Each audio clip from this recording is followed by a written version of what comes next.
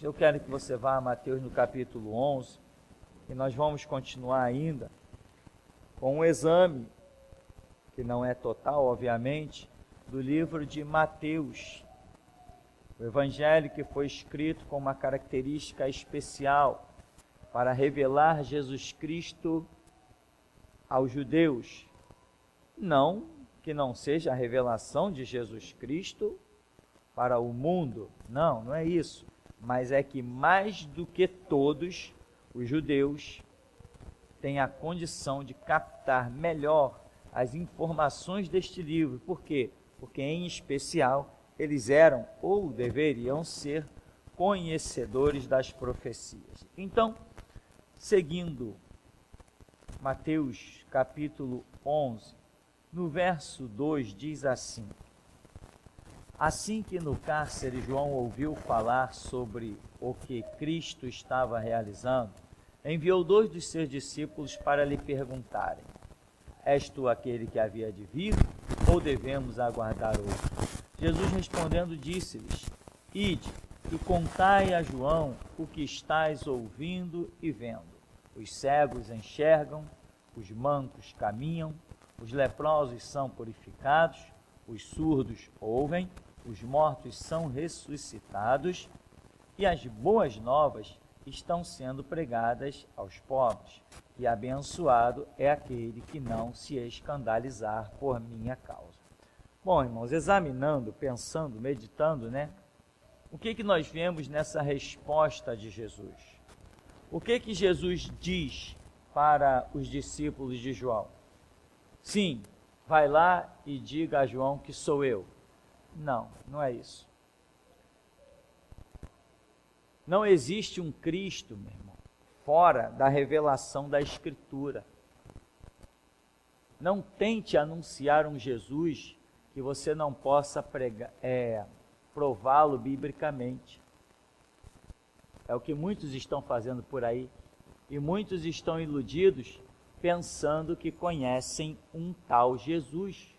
Porque entrou na igreja e alguém disse: Jesus é o Filho de Deus, Jesus morreu na cruz pelos teus pecados, Jesus te salva. E a pessoa pega essa informação e pensa que é alguma coisa. Não é não. Não é. Isso não é o bastante para uma vida hoje, uma vida contínua.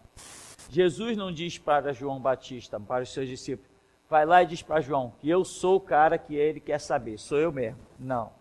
Mas Jesus usa o que a Escritura fala a respeito dele, o que as profecias apontavam para Jesus, as obras que ele iria realizar, os milagres que ele iria realizar. A própria profecia de Isaías 7,14 diz que o seu nome seria Emanuel, que quer dizer Deus conosco. Então significa que haveriam ali obras que só Deus pode realizar.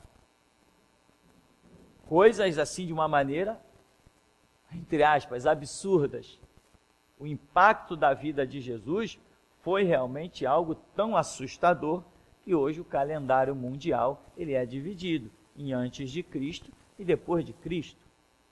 É porque a vinda de Jesus ao mundo foi um impacto ultraviolento para que a humanidade pudesse ser dividida, um calendário mundial fosse dividido desta maneira.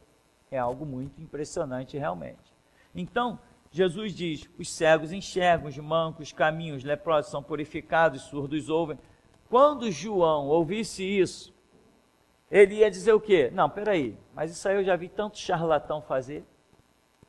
Eu já vi tanto charlatão dizendo que curou enfermo, que expulsa demônio. Nos nossos dias não tem charlatões que fazem isso? Tem. Na Universal, por exemplo, está lotado de pessoas pagas para se fingirem endemoniadas, rodopiando, caindo lá na frente. Pessoas pagas. E tem, mas você acha que é pago o quê? R$50? Não, pessoas que têm o descaramento de receber 5, 10 reais e ir lá na frente da igreja se fingir endemoniado. Pessoas que dão testemunho de cura que nunca nem sequer estiveram doentes. E quantos que eu conheci, e outros que aqui estiveram, e outros que de lá vieram e disseram: pastor, eu fiz isso, isso e isso. Será que Deus me perdoa? Perdoa, porque Deus não leva em conta o tempo da ignorância. Então, irmãos, será que João diria assim, não, peraí, poxa, isso não é sinal suficiente? Eu já vi uns por aí falarem essas coisas. Não, irmão, a questão é que quando a Escritura falada com a verdade é anunciada, o sinal da Escritura que Jesus está dando a João Batista, vai lá e diz para João. Aí quando os discípulos chegaram, disseram, olha, a resposta que aquele homem, que o Senhor me enviou a eles, o que ele disse foi o seguinte, os cegos enxergam, os mancos andam, os leprosos são purificados, os surdos ouvem, os mortos são ressuscitados e boas notícias estão sendo pregadas aos pobres. E abençoados são aqueles que não se escandalizarem pela causa dele. Quando essa verdade foi dita, verdade com base da verdade, porque existem verdades que são ditas com base da mentira, amém? Quando você olha na fachada da Igreja Universal, está escrito o quê? Isso é verdade? Mas a base é uma mentira. Quando verdades são ditas com base na verdade, o Espírito Santo é quem testifica. A mesma coisa que você está sentindo aí agora. Então, quando falou para João isso, o Espírito Santo alojou-se em João. E João descansou e falou, o cara já está aí. É ele mesmo, está tranquilo, ele está em Jerusalém, realizando as obras. Não que João não acreditasse que fosse ele, mas queria saber se ele estava mesmo, era o cara que saiu daqueles lugares onde João tinha ouvido, o Galileu, o tal de Nazaré, e tinha realmente vindo parar naqueles arredores ali. Então ele recebeu a notícia, o Espírito Santo testificou com João. Irmão, deixa eu te dar uma lição poderosa. Não se iluda por ouvir a verdade, senão você vai entrar na Universal e vão te dizer que Jesus Cristo é o Senhor. E tu vai morrer com essa informação verdadeira. Amém? Entendeu o recado? Conheci um terreiro de macumba que o nome dele era Caminheiros da Verdade. Quando você entrava no terreiro, o que estava escrito lá? Jesus Cristo é o Senhor. Talvez a Universal tenha copiado deles, porque isso aí eu conheci muito antes que a Universal existisse. Caminheiros da Verdade, Jesus Cristo é o Senhor. E lá está pregado na cruz, Jesus Cristo é o Senhor? Todo joelho se dobrará e toda língua confessará que Jesus Cristo é o Senhor? Sim, mas não adianta. Uma verdade dita com uma base de mentira, ela não leva ao céu, ela leva ao inferno. Um monte de gente hoje dentro da Universal pode repetir que Jesus Cristo é o Senhor e não estão a caminho do céu. Não são meus irmãos, eu não tenho parte com eles, nem eles comigo, nem com o Deus que eu sirvo. Eles vão para o inferno. Porque o meu Cristo tem outros conceitos que não podem ser abandonados, que é a sua palavra, o seu espírito, não pode ser trocado por idolatrias de rosa, sal e outras coisas mais que nem convém falar. Então, Jesus se identificou para João não pelo seu nome, eu sou Jesus, eu sou o Messias. Ele mostrou os sinais que a palavra profetizava que deveriam estar sobre ele. Não é isso que diz Isaías capítulo 61? O Espírito do Senhor Deus está sobre mim, porque o Senhor me ungiu para pregar boas novas aos mansos, enviou-me a restaurar os contritos de coração, a pregoar o ano aceitável do Senhor, e é o dia da vingança do nosso Deus. Ele me mandou restaurar os que estavam na cinza, né? A libertar os cativos e etc. Isso aí que nós já, graças a Deus, sabemos e muito mais coisas que a Escritura fala sobre Jesus. Então, meu irmão, o Cristo que nós precisamos anunciar é o Cristo da Escritura. Não interessa nem se alguém diz, eu não creio na Bíblia. A Bíblia para mim não é a palavra de Deus. Foi o livro escrito pelos homens. Não interessa, mas engole esse aí. É esse aí que eu vou te anunciar. Não tem argumento. Tem pessoas que pensam que são mais sábias do que Deus. Deus deixou este livro para que o seu Espírito paire sobre essas águas e convença o mundo do pecado, da justiça e do juízo, e aparecem alguns teólogos, às vezes muito sábios, querendo provar para as pessoas a existência de um Cristo extrabíblico. Entram nos argumentos das pessoas. Não entre nos argumentos das pessoas, meu irmão. Você, diante das pessoas, você é Deus. Você não se dobra a elas. Você não se curva a elas. Não, mas vamos falar disso aqui. Não, o meu assunto é esse aqui. Tu fala do que tu quiser e eu falo do que eu sei. O camarada pode usar a história, ele pode usar o que ele quiser e você vai metralhando ele com a Bíblia. Porque se ele não crer pela Escritura, não adianta ele crer por outro caminho. Porque o Senhor Jesus disse o quê? Aquele que tem os meus mandamentos e os guarda, este é o que me ama. Se alguém crer em mim, conforme revelam as Escrituras, do seu interior, fluirão rios de águas vivas. Não temos outro argumento. O nosso argumento é Bíblia.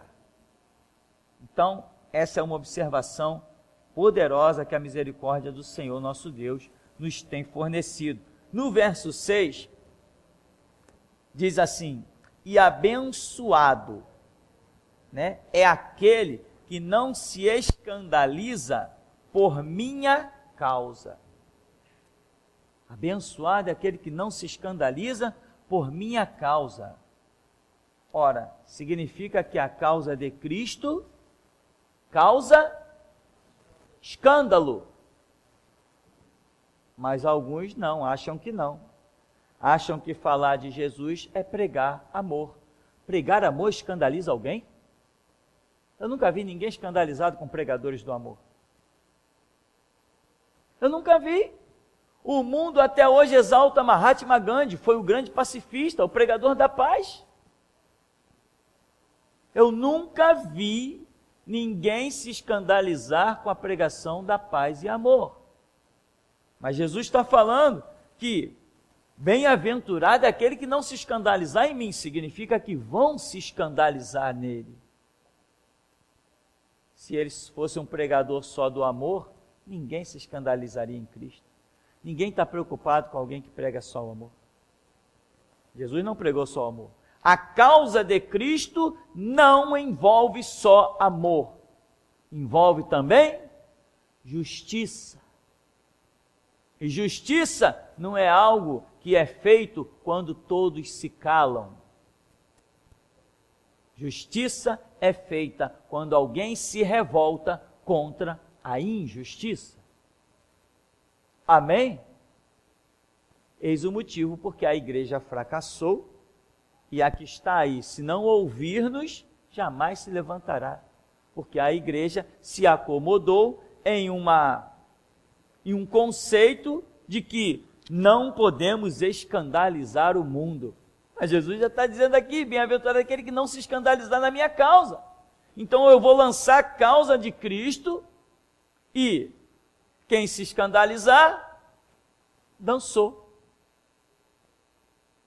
Agora, bem-aventurado, abençoado é aquele que não se escandalizar pela causa de Cristo. Então, sobre esse assunto inicial que nós tivemos aqui, você tem alguma pergunta? Alguém tem algum questionamento? Um acréscimo? Pai, pastor, essa questão de João Batista, em ter enviado os seus discípulos a perguntar a Jesus se ele era mesmo o Messias, não seria pela dificuldade também do trabalho que Jesus teria, sabendo que Jesus, como homem, ele poderia também falhar, também não poderia estar enquadrado nessa pergunta que João Batista fez? Sabendo que Jesus, como homem, poderia também falhar? Como ele estava ele se fez carne como nós e sofreu todas as tentações que nós sofremos. A pergunta de João Batista, a pergunta de João Batista não inclui falha ou perfeição de Cristo. A pergunta de João Batista inclui saber se ele era aquele homem que estava ali em Jerusalém, de quem João Batista estava ouvindo, no cárcere. Diz a Bíblia que João no cárcere ouviu falar de Cristo, então enviou os seus discípulos. Ele queria saber se aquele movimento que estava acontecendo na cidade foi mesmo aquele homem que ele batizou, ou seja, aquele homem que ele batizou não tomou outros rumos, aquele homem que ele batizou veio para Jerusalém.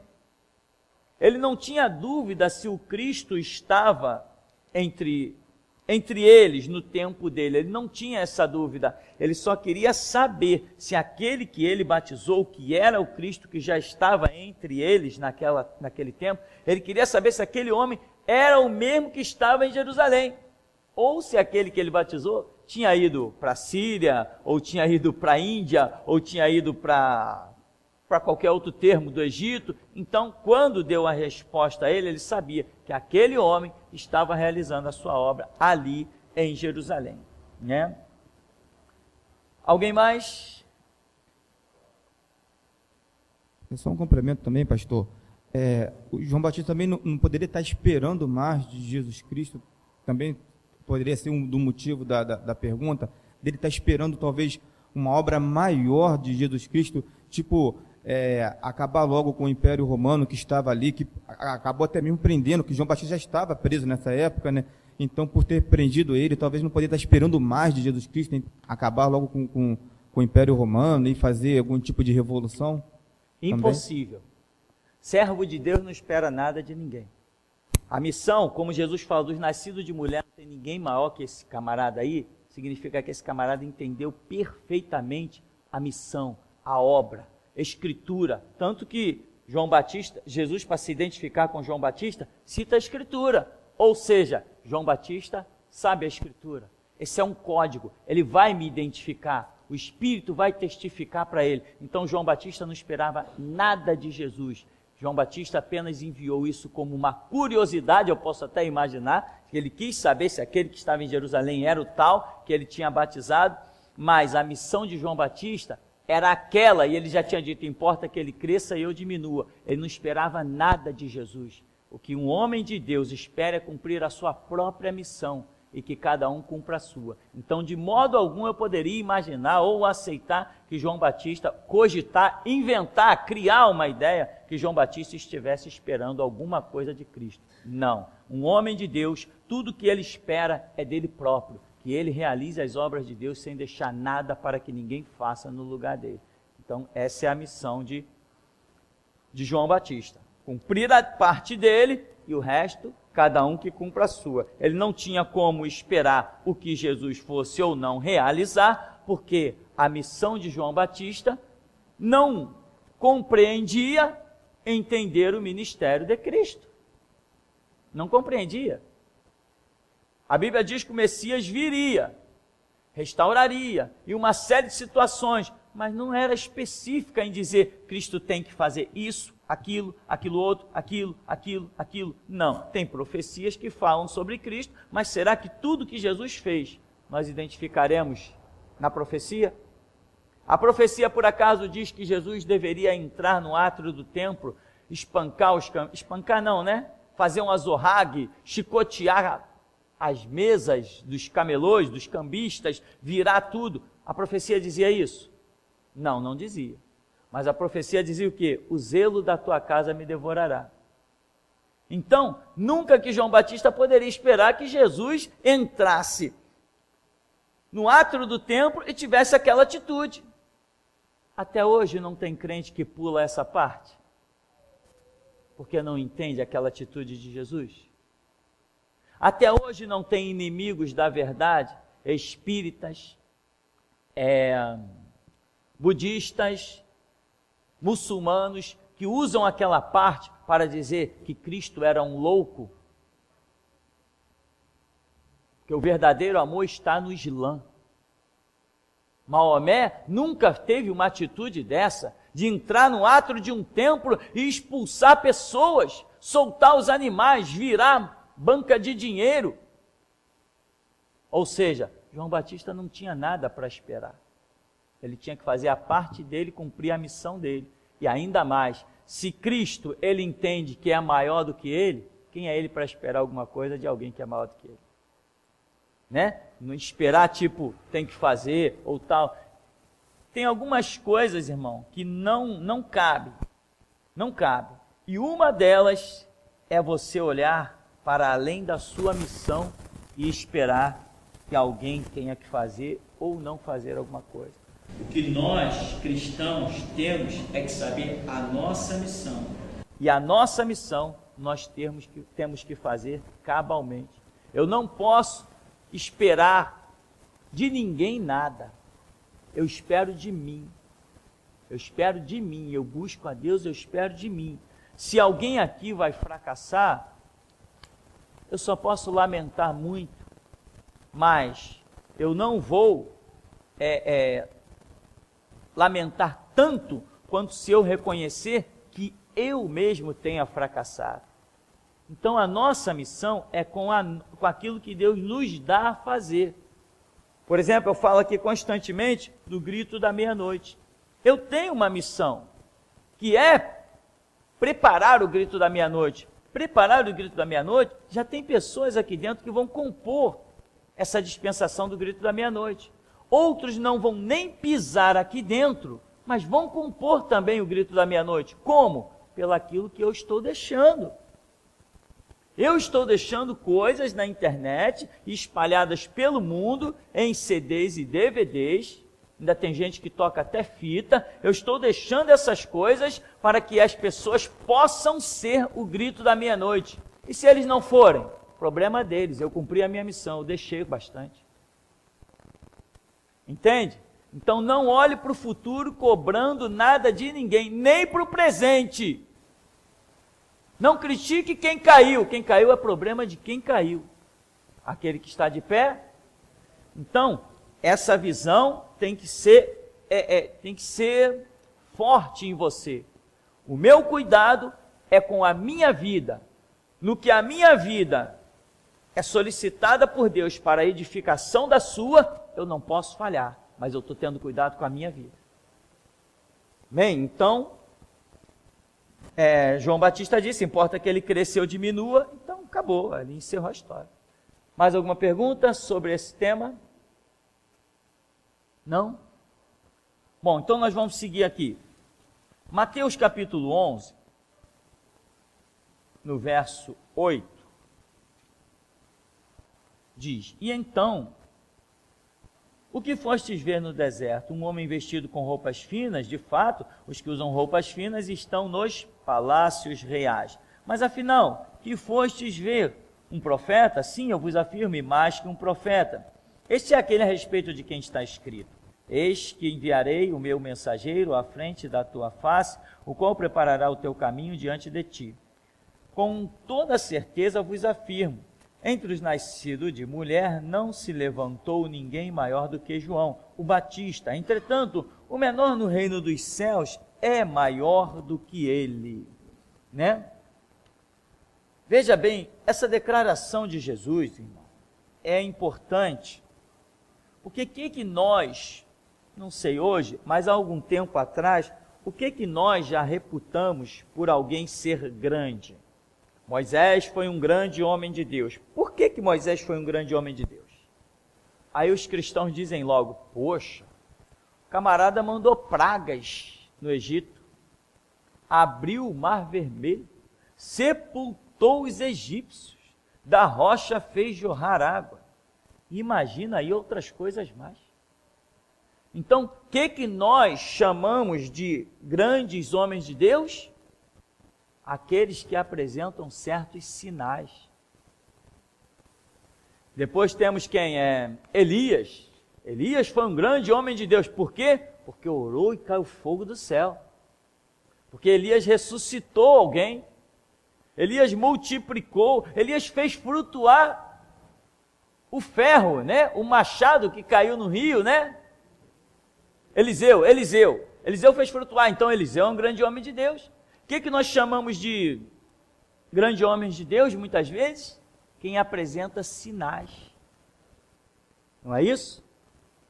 Esses são os grandes homens de Deus. Conquistou exércitos, fez oração que o sol parou, e que a terra parou, e etc. Esse é um conceito que nós temos de grandes homens de Deus. Mas Jesus exalta João Batista acima de todos esses grandes homens de Deus. E diz que dos nascidos de mulher, ou seja, dos nascidos de mulher como Moisés, dos nascidos de mulher como Elias, dos nascidos de mulher como Eliseu, dos nascidos de mulher como Josué, dos nascidos de mulher como Daniel, dos nascidos de mulher como Sadraque, Mesaque e Abidnego, dos nascidos de mulher não tem ninguém maior que João Batista, mas o camarada nunca curou ninguém de uma febre. Esse é um detalhe poderoso para compreender. Muita gente já tentou ser grande no meio da igreja, sabe como? Buscando sinais, prodígios e maravilhas. Mas só que lá está escrito, naquele dia muitos dirão, Senhor, em teu nome, profetizamos, é sinal. Curamos, é sinal. Expulsamos demônios, é sinal. E eu lhes direi, apartai-vos de mim que eu nunca vos conheci. E João Batista? João Batista não vai poder dizer, Senhor, em teu nome eu curei enfermo, eu expulsei demônio, mas Jesus falou dos nascidos de mulher, não tem ninguém maior que ele. Mas cadê os sinais da vida desse homem? Você entende que um ministério composto, entre aspas, né, somente de palavras, fecha aspas, pode ser muito maior que ressuscitar mortos, curar enfermos, expulsar legiões e pisar na cabeça do diabo? Qual é o problema da humanidade? É o entendimento. Somos nós querendo esquadrinhar o que é maior e o que é menor. Nunca, jamais, em toda a nação de Israel e também em toda a nação cristã, se não estivesse escrito isso, nenhum de nós diria que João Batista foi o maior dos homens entre os nascidos de mulher. Você diria? Você nem lembraria de João Batista. Um camarada que parece na margem dos Jordões, prega ali, a Bíblia registra 4, 5 páginas da vida de João Batista. Quem diria que esse homem foi grande? Tanto ele não foi grande aos olhos dos homens, que a nação de Israel não deu a mínima para ele. Certo? Então, meu irmão, preste bem atenção. Né? Apesar disso ser um trágico retrato da voz da restauração, né? As pessoas não dão ouvidos à voz da restauração. Por quê? Quem quer entrar na igreja para ouvir raça de víbora, seu desgraçado, toma vergonha na cara? Ninguém quer ouvir isso. As pessoas querem ouvir, sabe o quê? Vai nessa tua força, varão valoroso, que o Senhor é contigo. Vai nessa tua força do adultério, da mentira, do engano, da pilantragem, da sem vergonha. Vai nessa tua força que o diabo está preparando um tridente para te transportar. As pessoas querem ouvir elogio. Ninguém quer ouvir uma chamada à responsabilidade. É ou não é? Então, irmão, dos nascidos de mulher, não tem ninguém maior que João Batista, né? Aí Jesus diz assim, entretanto o menor no reino dos céus é maior do que ele, né? Bom, deixa eu ver, foi até aqui que eu separei. Foi até aqui, né? E tem outro verso. Não, é até aí que eu tinha guardado. Quero saber se sobre esse texto você tem alguma pergunta. Tenho certeza que alguém vai querer fazer alguma pergunta. Tem pergunta aí? Não, né? Ninguém? Tem aqui.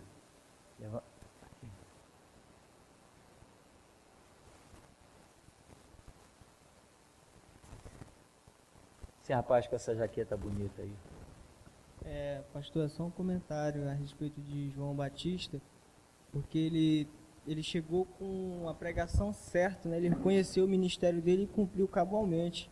E a respeito de Jesus, dos sinais, ele fez muitos sinais. mas em uma das simbologias da vinda dele, que é lá da Samaritana, ele não fez nenhum sinal, só com palavra. Aham. Então é isso, né? Tem aqui um detalhe, não sei se chamou a sua atenção, que diz: entretanto, o menor no reino dos céus é maior do que ele. O que seria isso? O menor, mas aonde que ele está? No reino dos céus. Quem é esse menor no reino dos céus? Seriam homens que já estão no reino dos céus? Ou seriam anjos, arcanjos, querubins e serafins? Certa vez, um pastor, até então quando eu conheci, abençoadíssimo, grande homem de Deus, e eu lamento, mas hoje não posso dizer a mesma coisa, porque eu estaria mentindo para mim mesmo, né? Então na época, um grande homem de Deus, um senhor, ele disse que ele estava pregando e orando e comentou sobre isso. E ele falou que Deus o havia revelado. Ele perguntou: por que o menor no reino dos céus é maior do que João Batista? Diz ele, nas experiências dele, né, eu me recordo bem, que ele disse que o que Deus o revelou foi que pelo simples fato de estar no reino, já era maior que João Batista. Isso que ele disse, né? Porém, isso aqui pode ter uma dupla interpretação. Há quem possa considerar que esse menor no reino dos céus seriam homens já salvos, com a sua salvação consumada, que seriam maior do que João Batista. Não sei se alguém considera assim. E outros podem considerar que esses que estão no reino dos céus, que são maior que João Batista, são os próprios seres angelicais, né?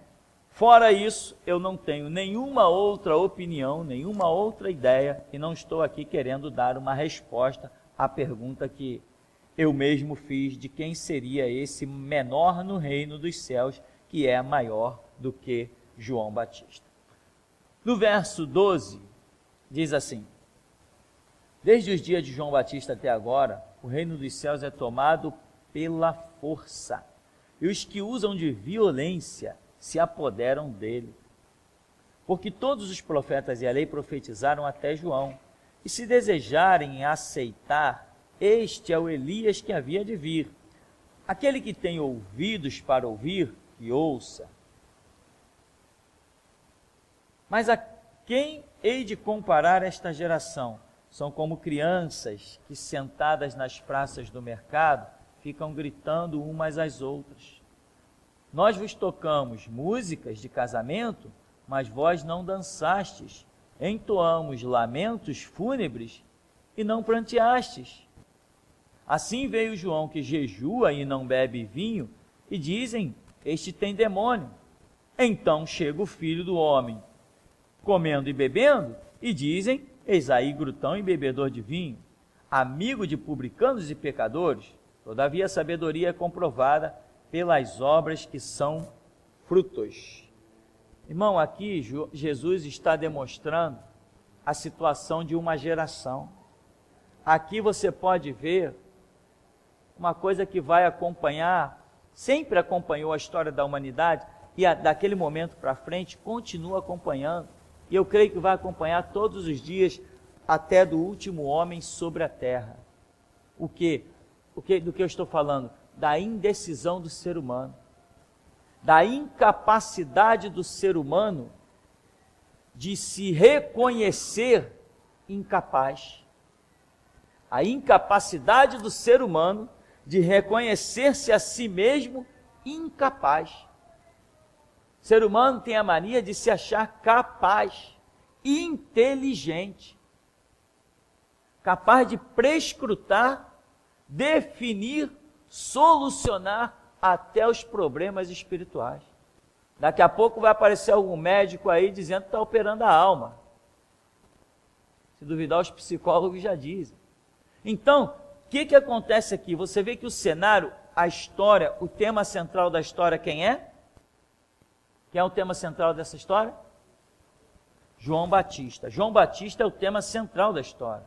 Jesus começa lá no verso 8 dizendo, então que fostes ver, e ele vem falando sobre João Batista. No verso 12 ele diz, desde os dias de João até agora o reino de Deus é tomado à força, usam violência. Obviamente isso não é força, não é agressão, é a sua capacidade de violentar-se, entre aspas, a si mesmo. Porque a nossa grande violência é contra nós mesmos. Nós é que temos que ser violentos contra nós para renunciar a nós mesmos, negarmos-nos a nós mesmos, tomar a cruz e seguir. Essa violência é contra nós mesmos, não é contra ninguém. O Evangelho te ensina a ser violento contra alguém? Não, ao contrário, diz aquele que te dá numa face oferece a outra. Essa violência é contra você mesmo. Pela tua força, pela violência, na tua própria luta, você vai se apoderar do reino dos céus. Não é violência contra ninguém, tá? Então diz, todos os profetas da lei profetizaram até João. João é o tema central. Se desejais saber, este João é o Elias, lá da restauração de Israel. Aquele que tem ouvidos para ouvir, ouça. Aí Jesus agora vem com a crítica. Mas a que hei de comparar esta geração?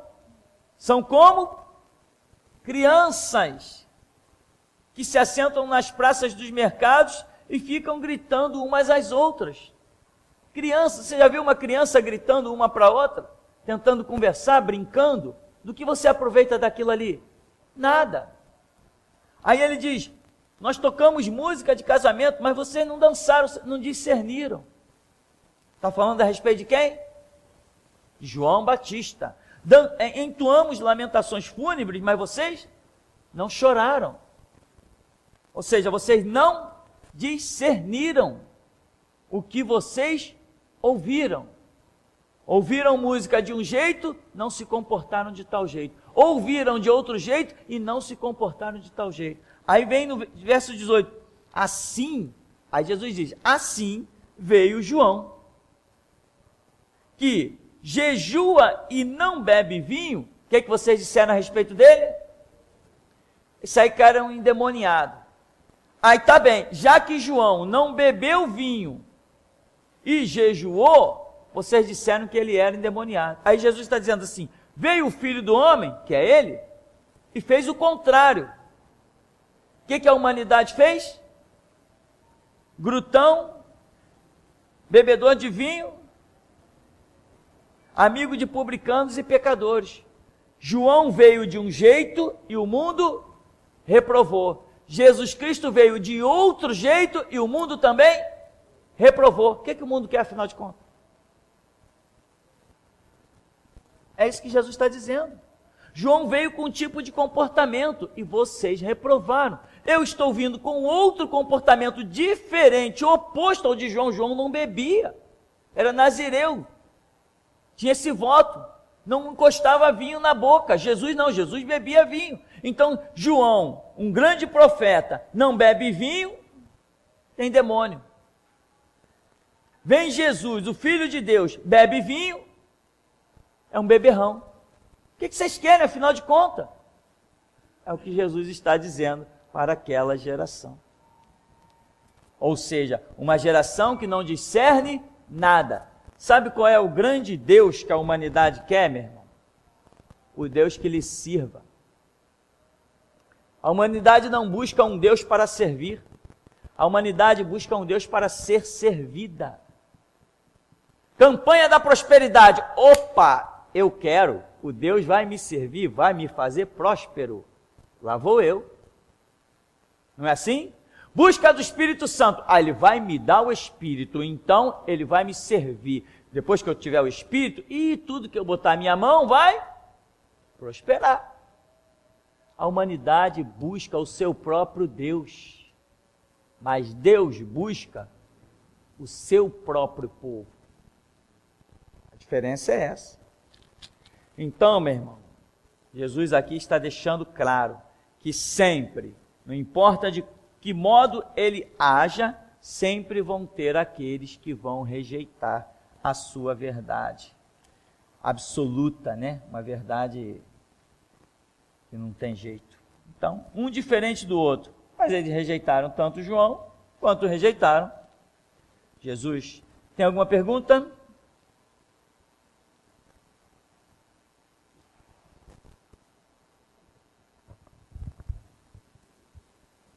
Oi, pastor, como você está falando aqui, o centro é João, o centro é João Batista. O ministério dele foi lá na margem do Jordão, como se fosse abandonado lá no canto. Como o senhor aqui, né, restauração em cima do morro, o senhor acha que mostra aqui uma geração desapercebida, né, completamente sem entender nada. O senhor acha que se esse ministério restauração recaísse sobre uma pessoa do Silas Malafaia, teria muito mais aceitação? Sobre uma pessoa? Se esse ministério da restauração recaísse sobre a pessoa, tivesse uma aceitação sobre a pessoa do Silas Malafaia, não, sobre o Silas Malafaia. Se esse ministério da restauração, como o senhor fala numa mensagem, que passou por ele também, várias pessoas e passou por ele. Se esse ministério tivesse sido abraçado por ele, vamos botar assim para entender melhor, teria muito mais aceitação, como se diz, da nação evangélica, vamos botar assim para... Teria muito mais aceitação do que, um homem na margem do Jordão, bairro do Santo Cristo, vamos botar, na margem do Jordão do Santo Cristo, teria muito mais aceitação sobre a pessoa do Silas Malafaia, esse ministério da restauração? Entendi. Não teria. Não teria. Porque o ministério é a ferramenta de Deus e independe do homem. Para ele receber o ministério da restauração, ele teria que fazer exatamente o que eu faço. E teria que ser considerado tão louco quanto eu sou. Se ele se enquadrasse, ele teria que renunciar aos políticos, chutar a maçonaria, mandar senador para o inferno, não estampar mais a cara numa bandeira de político, entendeu? Ia ser expulso da televisão, né? Ia ver a sua renda financeira cair em pelo menos uns 80%, e cá entre nós, irmão, não tem que ser homem de Deus, tem que ser muito homem de Deus. Tem que ser muito homem de Deus. E eu não hesito em declarar que ele foi chamado primeiro do que eu. Mas hoje eu não hesito em declarar que eu estou muito acima dele. Mas põe acima nisso. Estou tão acima dele que eu afirmo que ele nunca, jamais se igualará a mim. Nunca, jamais. Eu disparei. Estou a anos-luz na frente de qualquer pregador do mundo.